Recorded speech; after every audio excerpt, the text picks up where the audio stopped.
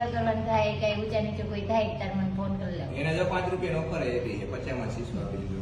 વાહ એ કે આજ ભરત આવે એન ઘર ના લઈ હવે તું કીધું મારું પીવું મેં મસાલો ખાલી બનાવ્યો. હસબન્ડ એ કીધું કે જો સોડા પીજો